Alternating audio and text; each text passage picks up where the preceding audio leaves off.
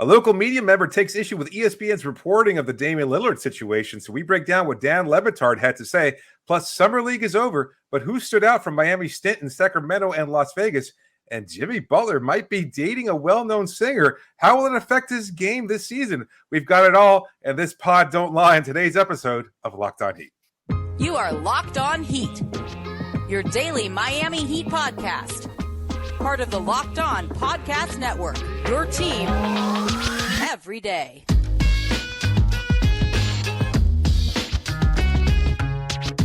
Okay, welcome to Locked On Heat, your daily podcast on the Miami Heat. I'm Wes Goldberg, here as always with Dave Ramil. However you might be tuning in on YouTube, Odyssey, or your favorite podcast app, thanks so much for making Locked On Heat your first listen every day.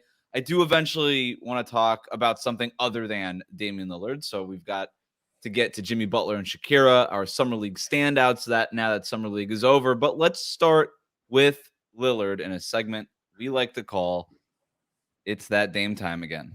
Lift off and the clock has started. Dame requesting a trade out of Portland after 11 seasons. To have to lower your asking price and look elsewhere, and that's where Miami will still be a part of this process. This is supposed to be a peaceful separation between the two parties. Dame has every right to ask for a trade because there's been a disconnect in what they've said they're going to do, what they've done. He's going to play for the Trailblazers or he ain't going to play. They don't, the Trailblazers been great to Dame and Dame's been great for the Trailblazers. But this notion that they're going to have to give him away for nothing is just stupid. I stand with Damian Lillard on that. I ain't got no problems with it at all. We have a business called incremental reporting. It will hang over the whole summer. So on his show on Monday, Dan Le Batard, who has relationships at the very top of the Heat organization, said that the Heat know that they have the only offer on the table, and that's why that there's a stalemate going on in these Damian Lillard negotiations. And then also took aim at one Adrian Wojnarowski. Here's the sound courtesy of the Dan Le Batard show with Standouts. And the Woj alert was just about Dario Saric. Well, thank you for bringing up Woj. But he's had bad looks. Well, the Heat know that he is just agenda-based, shilling and bought and paid for by Portland. Like, it's embarrassing that Woj is telling people it might be weeks or months on Lillard, and this is the Heat's position. There are no calls going back and forth. The offer is Hero, and Hero's the best one you're going to get from anybody. He's better than Maxey. He's the best you're going to get. You're boxed in. Lillard wants to be with us. This is the offer. It's not calls going back and forth. There are no calls going back and forth. Portland can do all they want with Woj, sending out all sorts of smoke signals about pressure. It's the offer, and they're saying, show us someone who's better at that age that you're going to get anywhere in the league from anyone, given that Lillard is only going to play here. Be happy with Hero because he's a top 75 player. And this one, people love saying specifically to me because they thought I would think it first. They're like, Hero's better than Maxey. He's just whiter than Maxey. And so he gets disregarded as a prospect as if he hasn't been a young dude in his 20s, in his early 20s, who's a 20-point a game scorer. Like, please stop telling me that doesn't have value, is what the Heat are saying. And if it doesn't have value, okay, league, show us a better offer. Where's the better offer? Is it Jaylen Brown's $304 million supermax? Like, where's the better offer? So that's very similar, same basically thing that we've been saying and reporting here.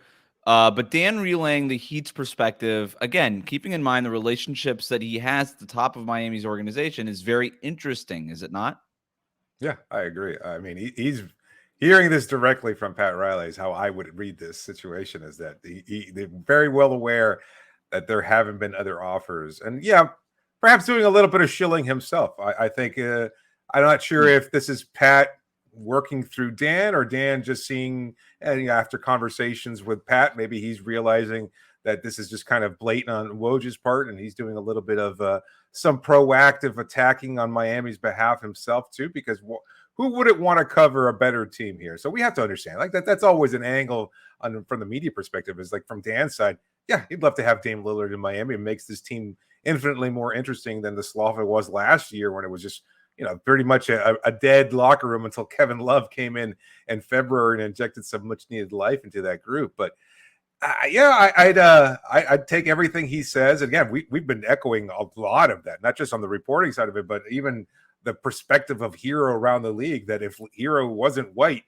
that I'm very sure that a lot of people would be taking him very seriously as a prospect. Yeah, you've been on really the white part of it.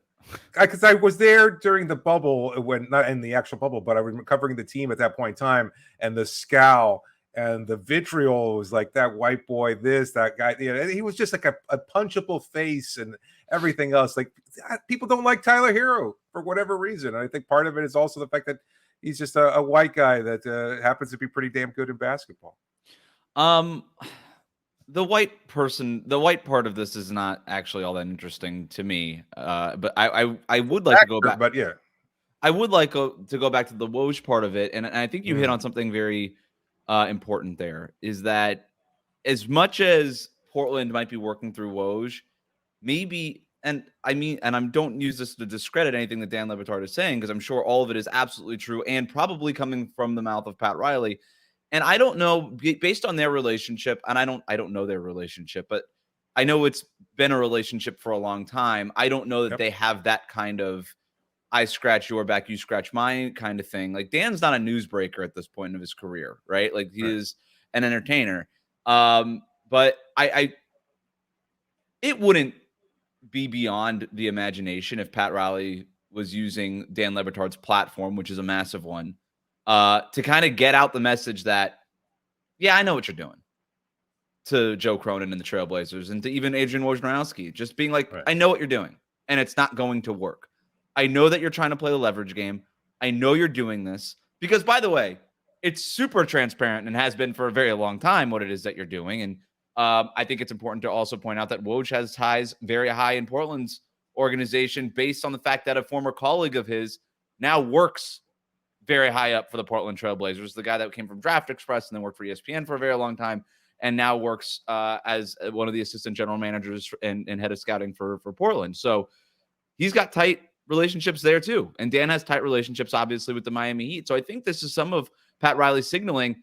You're not going to fool me, Portland. It's not going to work. What you're doing now isn't working. Tyler Hero, take it or leave it.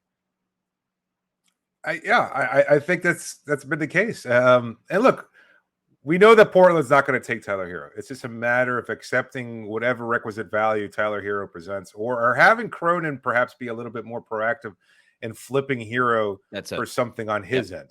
That I think that's a part of it that hasn't been overlooked. Is everybody keeps assuming Miami has to do this. It was like, well, maybe Miami doesn't have to do this. Maybe it's up to Cronin to try and grease those wheels a little bit more to get the package that he finds, to get whatever it is that he thinks is the best offer available. That's the just translating. I'm so glad you brought that up, because I don't know why that's not happening. And I don't know that it's not happening, but we have gotten no indication, and there's been no outside reporting that is happening. It sounds like what Dan just said. There are no calls going back and forth, right? There is no working together on this. And it feels like if Joe Cronin does not have to work with the Miami Heat. Let me make that clear. He doesn't have to do anything. But it does, if you're kind of assuming that you're going to trade Damian Lillard, and also we should mention the Portland Trailblazers want to trade Damian Lillard, okay? This is not a situation where the superstar asked out and they don't want to, they are ready to move on and go into the Scoot Henderson era.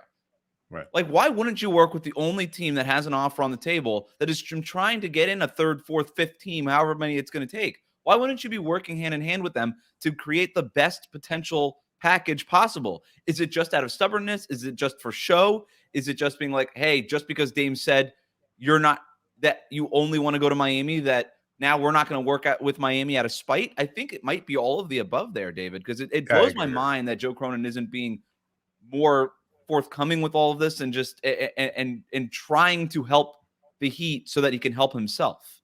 Yeah, no, I think you hit it right there on the nail of the head there. It has to be a little bit of all those things, because one, I mean, from Cronin's perspective, he can't just be the one who takes that deal right away. He has to work the phones, or at least have the illusion of saying, you know what, I'm not going to be forced into this bad deal by Miami, etc. Whether he relents or not, or just gets a little bit more. We've talked about this before.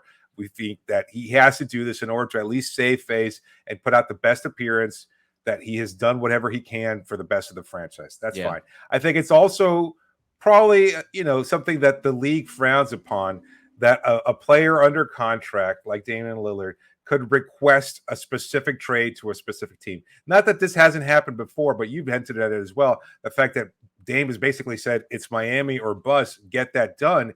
And that kind of looks negatively. I think a lot of people perceive that. I've made it very clear. I think it's absolutely fine for a player to request a trade to a specific organization. But I think from the league perspective and from a lot of fans outside of South Florida, maybe a pocket here or there around the Pacific Northwest, they probably aren't too keen on the idea of Dame specifically requesting a team like Miami. Not against Miami necessarily, although I think there is a factor of that involved, but just the fact that he's just the one team. Yeah, just the one team. If you say, look, trade me to somebody else and work whatever magic you have to, that's why Kevin Durant nailed it by putting Miami as a fake destination, because he knew the Heat didn't have the assets and it was always Phoenix for him, but he just listed Miami as a fake destination and everybody was cool with it. It just was, all right, another superstar demanding a trade with a list of preferred destinations, even if the list in reality was one, but publicly facing that list was more than one. And with Damian Lillard, the public facing list and the actual real list have been the same for the first time in forever. This is the first time this has ever happened in this manner. So I get all of that stuff. I also understand that Joe Cronin does want to save face. He is out here out of self-preservation at this point, and he's acting in that way. And he should. I have no issue with that. But I think there's part of this that he could spin this positive to him, as opposed to just sitting in the corner with his arms crossed and his head turned to the side. He could at least just say, you know what? I'm taking the chips that I got, and yeah, it was a bad hand, but look what I made out of this. I turned lemonade into wine or whatever it is. Like I'm doing all of this. Like I'm out there wheeling and dealing, and I'm making the best out of a bad situation that this guy and this organization and Pat Riley put me in. He could do that. You could play it that way, but he's not. He's not playing it that way. Coming up, now that Summer League is over, we take a look at who stood out the most for the Miami Heat and what it means for them going forward. But first, a word from our sponsor. Today's episode is brought to you by PrizePicks. It's so easy to win when you use PrizePicks. It's just you versus their projected numbers there. Just pick 2 to 6 players. And if they score more or less of their PrizePicks projections, you can win up to 25 times your money. It's no competing against other people. It's just you versus the projections available, and you can do it in any sport, not just the NBA, but Major League Baseball, men's and women's college sports, European basketball, the WNBA. You think Luis Arias is going to continue to hit over 380? You can place a wager over at prizepicks.com. That's the Miami Marlins, baby. They're scorching the Major League Baseball. It's amazing what they've done this year. Entries can be made in 60 seconds or less. It's that easy. Safe and fast withdrawals, and they're currently operational in over 30 states in Canada. So download the PrizePicks app or go to prizepicks.com to sign up and play daily fantasy sports. First-time users get a 100% instant deposit match of up to $100 if you use the promo code LOCKEDON. So don't forget to enter the promo code LOCKEDON at sign-up for an instant deposit match of up to $100 when you download the PrizePicks app or go to prizepicks.com to sign up today.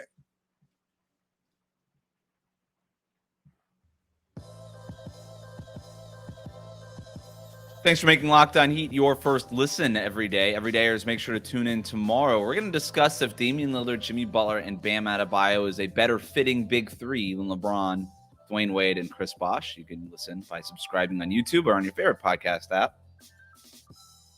Summer League is over. Sunday night, the Miami Heat torched the Portland Trail Blazers in their Summer League finale.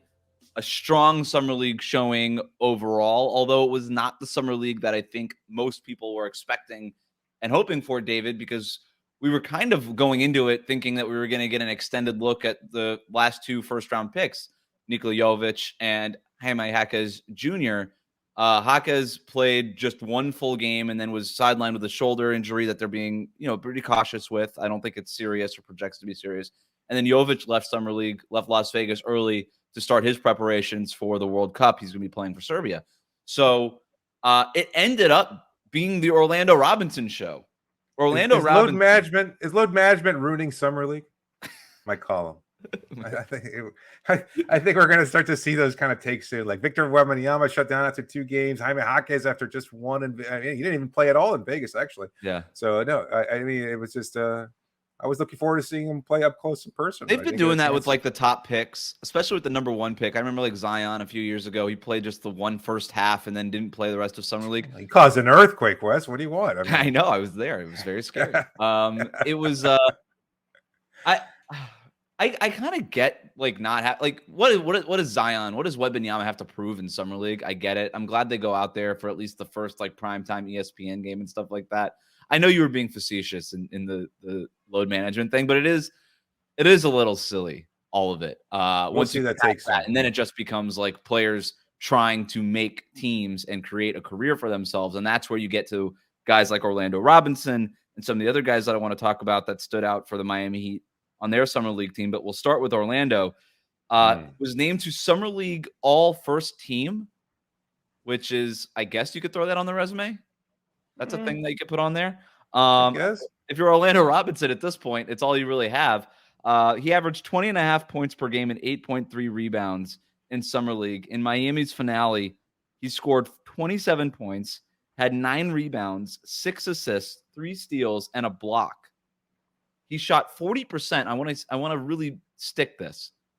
Shot 40% on 3-pointers in 2 weeks in summer league. We have talked about Orlando Robinson before on this program, David, but now that the summer league is over and we saw the sample here and the fact that he was quite literally one of the best players and the best center in summer league in Las Vegas, I really do believe that there is an open competition, and he pried the door open, by the way. After the Heat signed Thomas Bryant, the idea was that Thomas Bryant was going to walk in and be the backup center behind Bam Adebayo. Orlando Robinson has made that a competition. He deserves to have made that a competition, and I'm very intrigued now by what it is that he looks like, because let's also keep in mind, he got promoted to the regular 15-man roster. He is on a standard roster contract now, and I think he has a real chance to be Bam's backup this year. What do you think? Bam's backup, maybe even playing alongside him for stretches at a time. Like we've talked about the possibility of alternating Kevin Love, Thomas Bryant, and Orlando as big stretch bigs that can space the floor a little bit and provide a different look offensively than what Bam provides. So, I mean, I think that's certainly still a possibility. Yeah, he's earned it. It's up to Bryant now to respond as the veteran, the guy who's been through it and who's looking to prove it, because after just signing a veteran minimum deal here, like we know what Kevin Love's capable of. He's not really playing for anything other than just, to hang out with the culture and get paid doing so. And yes, to get an opportunity to contribute and win, but he doesn't have anything really to prove. Thomas Bryant does. He's looking at Miami as an opportunity to extend his NBA career, because he is walking that fine line a lot of veterans do, where they might not see another opportunity if he doesn't make the most of it. So it's going to be an interesting battle in training camp. And I wonder whether or not we will start to see those lineups. We heard Spo talk about Omer Yurtseven just last season. It's like, oh yeah, he's going to be playing alongside Bam. Yurtseven telling us on media day that he thought he could start alongside Bam Adebayo. Unfortunately, the injury taking him out early in the season, he never really got the opportunity to show that. But I wouldn't doubt if it's a possibility, and certainly will be a talking point going into training camp. I'm glad you brought up the Yurtseven point, because one of the things that they worked on in training camp in the Bahamas last year was Yurtseven playing alongside Bam Adebayo. And I don't think the Heat had any intention of starting those two together in the front court. But I think they wanted to maybe experiment with that lineup, at least in the first month of the season, to see if those two bigs could play together. And they did, and they worked on certain sets in training camp and worked on rules. And we talked to Omer Yurtseven about that publicly on the show and privately in the locker room about like how that was going. And then obviously had the bone spur and it derailed the season. And we never really got a look at that during the regular season. And I think when training camp does roll around is when we'll get sort of our first glimpse at Orlando Robinson versus Thomas Bryant, right? And it'll be interesting to see if they experiment with both of them in the way that they experimented with Yurtseven next to Bam Adebayo as a floor spacing big last year. So definitely something to keep an eye on and kind of a storyline as we move forward. I have 2 more guys that I just want to talk about briefly, though. All right. Let's start with Jamari Bouie, because he's the familiar name. 12 points per game, 6.3 rebounds, 7.3 assists in summer league. Those were his averages. Obviously was part of the program last year. It was one of Miami's standouts in summer league last year. Impressed them so much that they said, you know what, we're going to bring you into Sioux Falls. We're going to get you into the developmental program pipeline here. Ended up getting a 10-day with Miami. Got a 10-day with the Wizards at one point also, and then ended up returning to Sioux Falls. Then played in the postseason for the Skyforce. ended up being all G League second team as a rookie. This is a guy who is basically doing whatever it is that he has to do with whatever's in front of him. I do think that there's questions about whether or not he's an NBA player, considering he's so small. And he's a good scorer. I don't know that he's a great scorer against NBA size and length and speed. And because of that, they've been working with him more as a facilitator, as a playmaker. And that's why I want to go back and why I highlighted sort of the 7.3 assist part, what he's averaging. If he's going to make it in the NBA, it's going to be as an all-around player, not just as a straight scorer the way he was at the University of San Francisco and even in Sioux Falls. So what did you think about Bouie? Because, again, you were there in Vegas. You got to see him first up close. And yeah, I thought he leapfrogged past Drew Smith, too, as a better point guard on the roster. I think we saw more consistent minutes from him, a better defensive intensity. I think Smith might have a higher offensive ceiling, but there were still too many things to work on, particularly his handle and things of that sort. He's a little turnover prone as well. I think Bouie is just a little bit more NBA ready, and especially because he's a more intense defender. I think that's also certainly a plus in his side. He could carve out, I guess, for lack of a better comp, a Pat Beverly kind of role where he's not looked at necessarily as a scorer, but a guy who can set the table, can bring a little bit of dog defensively there, challenge a couple of ball handlers, maybe poke the ball free, ignite a fast break opportunity. Yeah, things of that sort. I think that those are his strengths moving forward. I actually would expect him to get more playing time, if at all, with Miami than Smith does moving forward. I'm glad you made that comparison too, because if they were looking for somebody to basically be the heir apparent to Gabe Vincent, or at least just take up some backup point guard duties, you're going to need to evolve as a playmaker. You're going to have to develop in that way. Bouie obviously has shown that. Where in your opinion, Drew Smith, and I agree with you based on what I saw on TV. Like, he wasn't really taking that step, where Bouie was taking that playmaking step.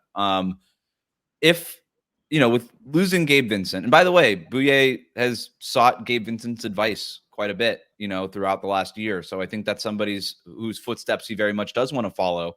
If the Damian Lillard trade happens, and whether or not Kyle Lowry is a part of it or not, I think the Heat are going to have a need at backup point guard. I don't know that I'm at the point where I would be elevating Bouie to the 15-man roster to be your night-to-night backup point guard. But as a guy on a two-way, you could do a lot worse. And in a pinch, you can use him. And we'll see him. Like, the Heat are very willing to use their two-way players in a way that a lot of other teams aren't, for like real rotation roles. He'll be in camp. Week-long stints. Yeah, and he'll be in training camp for sure. One other guy who may not be in training camp, but just based on his contract, but I suspect that he will be, is Drew Peterson.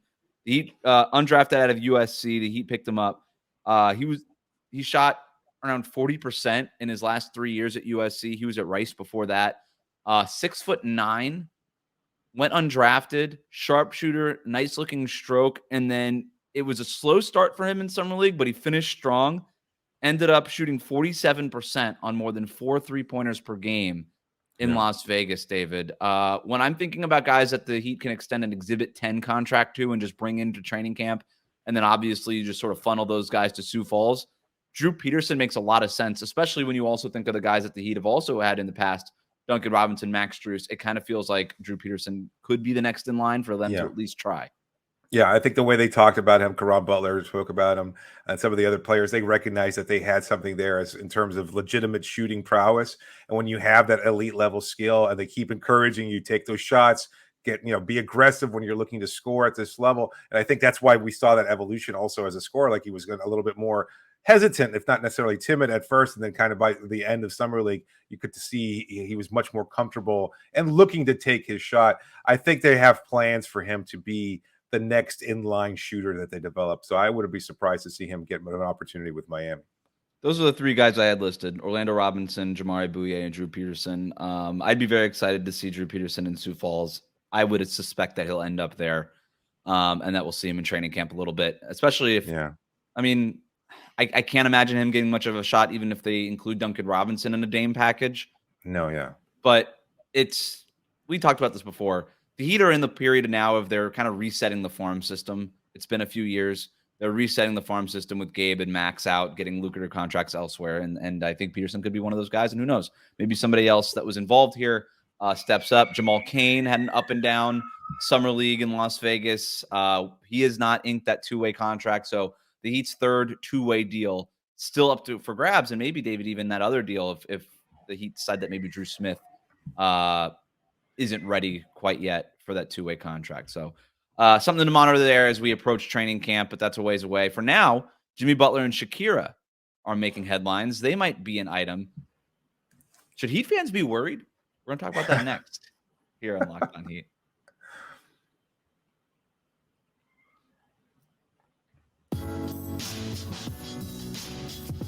Thanks for making Locked On Heat your first listen every day, everydayers. Make sure to tune in tomorrow when we discuss if Lillard, Butler, and Bam is a better fitting big three than LeBron, D. Wade, and Bosh. So make sure you're subscribed on YouTube and on your favorite podcast app. David, we already teased it, but should we even bother getting into Jimmy Butler and Shakira, or are we venturing too much into celebrity voyeurism if we do that? Kind of not TMZ. The topic we usually explore. Very TMZ, isn't it? Yeah, a little unfortunate that you even brought it up. But it's interesting. It's interesting. I would not have expected that Jimmy would be that kind of a. I know he's always been sort of a superstar hunter. Like, he certainly name drops a lot when it comes to his preferred musical acts. Like I can't even recall now the country music artist that he really caters to there.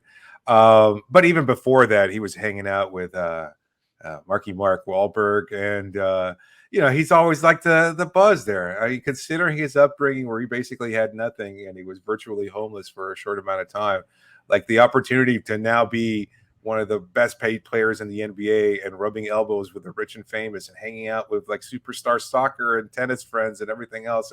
And dating a pop star and Shakira, that's really interesting. We saw her during the playoffs. She was there sitting courtside a couple of times, and they spoke.